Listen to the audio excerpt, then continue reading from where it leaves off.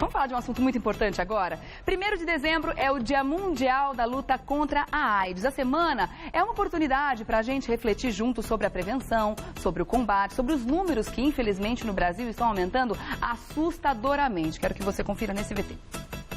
A Semana Mundial de Combate à AIDS é lembrada por um dado preocupante no Brasil. Nos últimos anos, cresceram os casos de infectados com o vírus HIV, principalmente entre os jovens de 15 a 24 anos. Nos últimos 9 anos, o país registrou 42 mil novos casos da doença. Atualmente, contabiliza mais de 700 mil pessoas contaminadas, de acordo com o levantamento do Ministério da Saúde, sendo que 100 mil não sabem ainda que tem o vírus HIV. Segundo o relatório da Organização das Nações Unidas, divulgado em julho deste ano, a tendência do Brasil é contrária à global. Segundo o documento, a epidemia está em queda no mundo e especialistas acreditam que ela possa ser controlada até 2030. Depois do outubro rosa, novembro azul, agora a gente pode considerar o dezembro vermelho, né? Afinal de contas, com esses dados aqui no Brasil, é mais do que importante que a gente atente para esses números e para as nossas atitudes com relação à doença, se a gente está se colocando em situações de risco. Eu estou aqui com 2 entrevistados que vão ajudar a gente nesse assunto de hoje. Sejam bem-vindos. Dr. Ricardo Dias, infectologista e pesquisador da Unifesp. Bem-vindo à revista, tudo bem? Obrigado. E também Rafael Bolacha, que é ator e bailarino. Seja bem-vindo também ao Revista da Cidade. Vamos começar comentando esses números, porque eu confesso que eu fiquei com o queixo caído quando tive acesso a eles, imaginando que fosse uma epidemia controlada mundialmente, já que temos tanta informação, já temos remédios, enfim, que controlam a doença, que fazem com que a pessoa tenha uma vida o mais tranquila possível, né, dentro do possível. Mas a gente vê, como foi falado nesse VT agora, que estamos aí numa tendência contrária. Enquanto muitos países estão conseguindo reduzir os índices, o nosso aqui está aumentando. O que, na sua opinião, doutor, está acontecendo em termos de comportamento? O que está acontecendo com o brasileiro para que esses números sejam preocupantes a esse ponto? Olha, tem uma coisa que está acontecendo no mundo inteiro e que é uma coisa negativa, que é o fato de que a AIDS está saindo da agenda mundial. Ela já teve muito mais importância, já teve muito mais recursos. Então, às vezes, números como esses vêm até ajudar um pouco a gente a colocar de novo a AIDS na agenda, apesar de outros assuntos serem importantes, outras infecções, aquecimento global. Talvez a notícia não seja tão ruim assim, porque, na verdade, o que a gente levanta pelo Ministério da Saúde são os casos que são notificados. Tá. E o Brasil pode simplesmente ter aumentado muito a testagem. A gente sabe que o Brasil, de forma inovadora, mudou o momento do tratamento das pessoas. A gente está tratando as pessoas mais precocemente.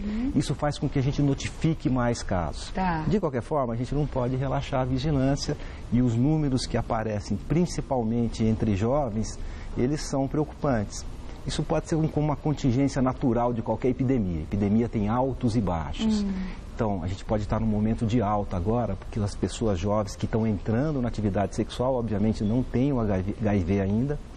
E na hora que você contamina uma pessoa, você acaba contaminando muitas outras, porque nesses momentos iniciais, nos primeiros 6 meses, em que a pessoa não sabe. A quantidade de vírus é muito grande no sangue da pessoa. Então você aumenta muito a chance de transmitir. Tá. Né? Pode estar acontecendo também o fato desses jovens que não viveram o início da doença, né, que foi o grande boom, o grande medo, o grande cuidado em que a gente teve no início dos anos 80, final dos 70, que foi aquele momento em que o mundo ficou em alerta para essa doença. Esses jovens que não viveram esse momento, eles podem estar mais tranquilos porque eles já nasceram no momento em que a doença tem um controle? O que você pensa sobre isso, Rafael? Eu acho que é bem por aí mesmo, assim. Eu descobri ser portador do vírus aos 25 anos de idade. Tá. Quase ali dentro desse perfil que a gente vê hoje em dia, né? E quando eu vi o resultado do exame, justamente eu procurei referências e imagens. Eu ainda tinha imagens de 10 anos anterior, assim. Acho que o último livro que eu tinha lido era da Valéria Polizzi, isso eu li com 15 anos de idade. Então, realmente, é uma geração inteira que não tem uma aproximação da realidade. Eu acho que esse é o problema, é o que você disse. Informação a gente tem. A diferença é como fazer um jovem, hoje em dia, principalmente, que é o perfil que a gente vê, buscar essa informação, porque na verdade ele não se sente próximo da sua realidade. Então acho que o foco é muito voltado para o social com relação à AIDS hoje em dia, para trazer essa aproximação da realidade, do contexto social mesmo. Tá. Vamos falar um pouquinho sobre a sua experiência pessoal a partir do momento que você descobriu a doença, porque muito se fala sobre uma vida normal a partir do momento em que você descobre ter o vírus HIV no seu corpo. É normal, só que não, porque existem uma série de adaptações que você precisa fazer, inclusive com relação aos medicamentos. Conta pra mim todas as fases, resumidamente, é claro, o que você passou até ter essa consciência que você tem hoje. Exatamente, assim, a primeira coisa é dizer que não é uma vida normal e tem que ficar claro, assim, eu tenho uma qualidade de vida altíssima porque eu me propus a me cuidar. Eu acho que esse é o primeiro ponto quando você descobre um diagnóstico como esse. E foi o que eu fiz no primeiro dia. No primeiro dia, depois do baque, do choque ali dos 10 primeiros segundos, que é isso, você tem essa imagem ainda, a minha geração ainda de morte e de medo, e depois você dá um salto para essa referência, tipo, não, mas vive-se normalmente, que eu acho que inclusive esse é o risco que você tem nas novas gerações, que fica muito essa imagem, vive-se normalmente, não se fala de fato dos efeitos colaterais do remédio, da rotina de se ter o vírus. E foi quando eu comecei, inclusive, o meu projeto, que é o projeto Uma Vida Positiva, porque eu senti necessidade de colocar para fora os questionamentos. E aí eu percebi que os questionamentos, dúvidas e medos que eu tinha conversavam com outras pessoas. Então eu considero, no meu caso, os 3 primeiros anos, assim, onde eu tive que readaptar essa rotina. Assim, eu passei 1 ano sem medicação, depois eu entrei como voluntário numa pesquisa, inclusive, que é o que ele citou, que hoje em dia no Brasil a gente tem esse início de tratamento adiantado, uma decisão muito mais hoje do médico do que da sua carga viral, do seu CD4. Então eu comecei ali já a ter os efeitos colaterais do remédio, fui alérgico a algumas medicações, então foi bom eu ter descoberto, ter iniciado o tratamento o quanto antes. E não é fácil, assim, o início é muito complicado, você tem o medo do preconceito, tem o medo da parte física mesmo, de saber o que isso modifica, ainda mais no meu caso que tinha 25 anos, então realmente é bem complicado. Hoje em dia eu falo, olha, eu tenho uma vida quase normal, porque eu me propus a me cuidar. Foi interessante você tocar nessa questão da medicação, eu queria também que o doutor comentasse sobre isso, porque o número de remédios, a quantidade de remédio, o tipo de remédio que um soro positivo vai tomar e outro, difere também, né? Isso é adaptado de pessoa para pessoa ou de acordo com a tolerância de cada organismo, então é importante que os jovens também saibam que a vida que um soro positivo vai ter, tomando um remédio sempre, é uma vida de uma pessoa que tem uma doença crônica, né? E, claro, existem os efeitos colaterais, como o Rafael acabou de falar, dessa quantidade de medicação que é administrada diariamente, né? Exatamente isso. Quer dizer, a pessoa, se a gente não tiver cura hoje para a infecção pelo HIV, eu acho que a gente vai ter cura. Isso vai acontecer logo, a gente já tem um caso de cura. As pessoas vão tomar o remédio pelo resto da vida e a gente, na verdade, não sabe quais são os efeitos de longo prazo. Se você perguntar para mim o que acontece com uma pessoa tomando 30 anos de remédio para pressão, eu sei. De remédio para reumatismo, eu sei. De remédio para diabetes, eu sei. De remédio para HIV, eu não sei, porque não chegou 30 anos ainda de tratamento. Então, a gente não viu ainda. O que eu costumo dizer, até nesse contexto dos jovens que estão perdendo um pouquinho o medo, é que a AIDS é um filme que a gente viu de trás para frente. A gente primeiro viu a catástrofe, viu o desfecho final, o que o vírus é capaz de fazer com as pessoas. Depois a gente descobriu, na hora que teve a sorologia, o diagnóstico, que tinha muito mais gente infectada do que aquelas pessoas que estavam morrendo. 1 para 500, mais ou menos. Depois a gente conseguiu ver que a gente pode interromper esse caminho inexorável para a morte com os remédios. E agora, mais recentemente, o que a gente vê é que, apesar da pessoa portadora do vírus não sentir nada por muito tempo, tem muita coisa acontecendo no corpo dela. Tem muita inflamação, tem muito processo que, se você não estiver tratando, vai levar a um envelhecimento acelerado das pessoas. Então é isso que não é visível e é isso que talvez faça com que as pessoas negligenciem o efeito do vírus no próprio corpo. Isso também é o que faz a gente ter essa boa vontade de tratar mais precocemente, que é para tirar toda essa inflamação das pessoas. Existem algumas coisas que ainda não se sabe sobre a AIDS, coisas de repente que podem ser descobertas a curto, médio ou longo prazo, como por exemplo, uma notícia saiu num site, se não me engano, no Terra, há pouco tempo atrás, falando de uma jovem que pode ter sido contaminada de uma forma nova, a gente pode dizer assim, afinal de contas, até então, só se dizia do contato sexual, transfusão de sangue, compartilhar seringas, né, por uso de drogas, etc. Esses seriam os meios principais, né? Mas uma jovem, uma brasileira de 22 anos, eliminou todas as outras possibilidades e a única, pelo que eu li na matéria, é a possibilidade de ter se contaminado compartilhando um alicate de unha, coisa que muitas pessoas, muitas e muitas brasileiras fazem isso diariamente, né, no Brasil, eu imagino que não só no Brasil, no mundo todo. Já está comprovado esse fato ou continua sendo uma suspeita, uma especulação? Então, respondendo a tua pergunta, é claro que tem muita coisa que a gente não sabe ainda, mas eu também posso te falar que nunca a ciência avançou tanto quanto no combate contra a AIDS, nem contra o câncer, nem contra outras infecções.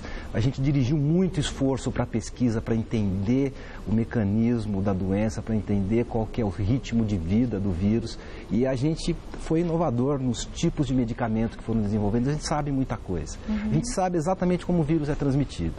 Isso a gente sabe, é contato com secreção, na relação sexual, é por inoculação de sangue.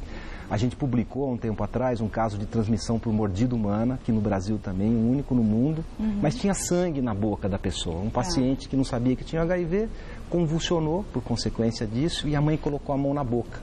E aí você teve a inoculação e ela se infectou. É inoculação, como acontece com agulha.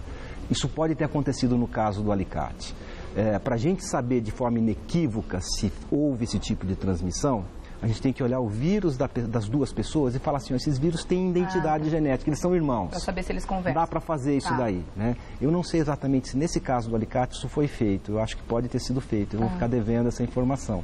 Mas o vírus, ele se desseca muito rapidamente. Se você jogar ele aqui, 3 segundos, você precisa ter uma condição adequada, sangue. O vírus da hepatite B fica um tempão. Mas se você tiver um sangue numa agulha e funcionar outra pessoa, você tem um risco que é conhecido, que é de 1 para 500 de transmitir. A agulha pode ser a mesma coisa que um alicate, mas tem que ter o sangue vivo ali. Né? Então a gente já conhece tudo isso. Né? Existe um remédio que é considerado como se fosse falando vulgarmente, uma pílula do dia seguinte, né, que a pessoa tem que tomar, se colocando numa situação de risco, em até 72 horas depois, né, de ter se colocado nessa situação. Existe um uso indiscriminado desse medicamento hoje, pelas pessoas estarem abrindo mais a guarda? Não, ainda não. O que existe é você usar essa estratégia como uma coisa importante, dirigida pelo médico. Tudo tem nome e sobrenome, né? Isso chama profilaxia pós-exposição. Então a gente percebeu em modelo animal que se você começa a dar se você coloca o vírus num animal e começa a dar o remédio até 72 horas depois, o animal não se infecta. Então, a gente usa muito disso daí em profissional da área de saúde que se acidenta, em estupros, em contaminações, em exposições eventuais por via sexual. Você pode fazer a profilaxia pós-exposição, você toma uma parte do remédio do coquetel por 4 semanas, 4 a 6 semanas. Não é tudo, é uma parte só, são 2 medicamentos. Isso é muito eficiente em prevenir a transmissão, como uma pílula do dia seguinte. O que existe de mais moderno hoje é a profilaxia pré-exposição. Eles perceberam no modelo animal que quanto antes você desce o remedinho, maior a chance de você prevenir. Então, se você dá antes dele se expor, a chance diminui mais ainda. E os estudos mostraram que se as pessoas tomam o remédio antes, então a profilaxia pré e pós-exposição, ou seja, elas tomam o remédio de forma contínua, como qualquer pessoa que tem HIV, uma parte do tratamento, elas também não se infectam. Isso pode ser uma estratégia boa. E vale lembrar que nesse caso, como ele disse, é parte da medicação que já existe. Então a pessoa acha também que é muito simples. Me coloco em risco e vou lá procurar. É só tomar remedinho depois. E não, é parte do remédio que eu tomo e que tem seus efeitos colaterais. Então sempre eu gosto de frisar isso porque não é tão simples quanto parece. Então vale a pena se cuidar, acho que em primeiro plano. Eu queria que, pra gente encerrar, Rafael, você compartilhasse com a gente aqui como é que tem sido o seu compartilhamento de ideias com relação a isso, que é importante para que as pessoas saibam, para as pessoas que estão descobrindo a doença agora, tudo que você passou e como isso pode se reverter em força para que você também ajude outras pessoas, que é o que você faz com tantas ações, com o livro que você lançou. Compartilha pra gente um pouquinho sobre isso. Acho que o mais importante que eu descobri desde o primeiro dia era que, principalmente por ser jovem, eu não queria passar o resto da minha vida escondendo, mentindo e não podendo ser quem eu sou. Então, quando eu descobri isso, eu falei assim, então eu não posso estar sozinho. Eu recebo muitos e-mails de pessoas principalmente de jovens, que falam, olha, eu não contei pra ninguém, não conto nem pra minha família. E eu falo, Não, você tem que ter pelo menos alguém ao seu lado, porque se você não lutar contra o preconceito do próprio portador, fica difícil você seguir tranquilamente adiante. Então, quando eu passei a entender isso, que não levar como culpa o que tinha acontecido comigo, e sim como uma questão de responsabilidade, que acho que é a questão com toda a sociedade, entender que isso é uma questão de responsabilidade e que todo mundo se coloca em risco em algum momento, que seja para ter filhos, que seja porque confia no marido, na esposa. Então, quando você entende que todos estão estão participando desse risco, digamos assim, muita coisa muda. Então, eu pude compreender que isso era o mais importante, era eu entender que eu tinha que compartilhar e que hoje em dia eu falo, é uma informação a meu respeito. Eu sou Rafael ator, eu sou Rafael bailarino, produtor, gosto de escrever, soro positivo, enfim, é uma informação a meu respeito, nenhuma delas sozinha me define. Então, quando eu entendi isso, facilitou muito o meu processo de aceitação, em todo o trabalho psicológico. Então, acho que o que eu venho fazendo com o livro, com palestras, assim, sinto uma dificuldade muito grande, por exemplo, da parte da educação. A gente sabe que, novamente, a gente falando do perfil do jovem, hoje em dia, por exemplo, você tem um jovem, um adolescente, às vezes não tem o dinheiro para comprar o preservativo na farmácia, mas também não vai até o posto de saúde para retirar. Então, assim, já foi aprovado, já foi falado para você poder ter a oportunidade de colocar preservativo nas escolas, mas você tem uma luta muito grande. Eu tenho uma dificuldade muito grande, por exemplo, em entrar em colégios para poder falar sobre a minha vida, para poder falar sobre o tema, por conta do preconceito e do medo de sempre relacionarem a AIDS ao sexo. Então, acho que esse é um cuidado que tem que ter uma atenção hoje em dia nova. Fala assim, para quem está em casa, mãe, pai, conversa na sua escola, solicite isso, porque isso é muito importante para a formação. Uma abertura de mentes, né, para que as pessoas entendam. E eu vejo que esse é o passinho que tem que ser dado, assim, essa parte social. Eu brinco que hoje em dia é quase um problema mais social do que de saúde, porque de saúde a gente vê esse controle, a gente vê essa pesquisa, e o social, o Brasil está muito atrasado nesse sentido. Então, não dá para tratar mais como um assunto velado. É um perigo real. E não dá para ter... o preconceito é uma questão que sempre aparece. Eu confesso que eu sofro muito pouco, quase nada. E, de fato, pela postura que eu decidi tomar desde o dia que eu descobri. Então, acho que de acordo com a forma como você se posiciona diante das pessoas, como elas vão te tratar de volta. Exatamente, também, se fica uma lição, acho que essa é a que eu tento passar. Tá certo. Olha, para conhecer mais sobre o trabalho do Rafael Bolacha, você pode acessar o site também. Lá tem todas as informações a respeito do livro, como falar com você. Um programa de rádio que você também faz. Eu tive um programa de rádio, a gente já encerrou, mas é que é um projeto que ele aborda vários segmentos artísticos. Então agora a gente está com um espetáculo de dança, que acabou de estrear no interior de São Paulo. Ah, que legal. E a gente está agora querendo trazer para os outros lugares, enfim. E começando o processo de um espetáculo de teatro também baseado no livro. Ah, muito bacana. Então, olha, o site, aliás, eu adorei o nome. Parabéns pela criatividade. umavidapositiva.com.br. Ah, tem imagens aí, olha só que bacana. Essas são imagens do espetáculo, Isso, né? De dança, que acabou de estrear no Sesc Ribeirão Preto. Obrigado ao Sesc pela oportunidade. A gente pode se considerar quase conterrâneo, que eu amo a sua terra. Você boa, é de Ribeirão, né? Terra Maravilhoso. Então, gente, não dá pra perder, tá? Mais informações, umavidapositiva.com.br. Deixa eu agradecer, então, o Rafael Bolacha, que é ator e bailarino. Quero agradecer também o Dr. Ricardo Dias, infectologista e pesquisador da Unifesp. Muito obrigada pelas informações de vocês, pelo trabalho que vocês desenvolvem. Até uma próxima, viu? Obrigado. Obrigada, Rafael. Até. Muito legal.